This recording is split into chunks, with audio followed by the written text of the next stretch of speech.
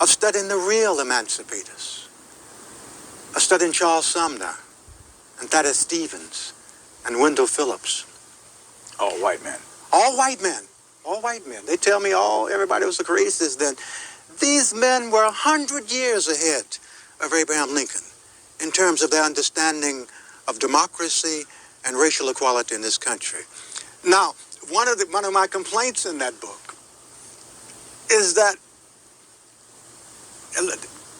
I'm coming back to black Americans. No, few, if any, white Americans know who Lyman Trumbull was. Who was he? Lyman Trumbull was a senator from Illinois in Lincoln's time. He had the traditional problems of many of the white men of the area of the time, but he was far more advanced in his understanding of what liberty required of him. He opposed the Fugitive Slave Act in Illinois at a time when Abraham Lincoln was back in the hunting of men, women, and children. He defeated Abraham Lincoln for the Senate. And the reason he defeated Lincoln for the Senate is because Lincoln was too conservative on the issue of slavery in Illinois and in America. But the bottom line, Lyman Trumbull came to Washington. He was the author of the first Confiscation Act, which began the Emancipation Proclamation in August 1861.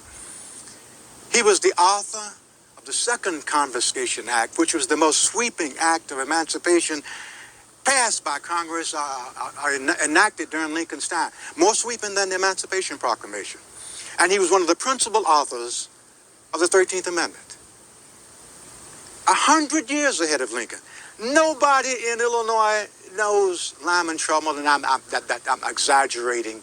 One or two people know him, but we've had no major exhibits in Illinois on Lyman Trumbull. We had 100 exhibits on Lincoln, who didn't believe in equality, who did little or nothing to advance the abolitionist process. Why isn't the cultural structure teaching people Lyman Trumbull's name, or Wendell Phillips, or Charles Sumner? As you know, almost every poll that's ever taken has Abraham Lincoln as number one.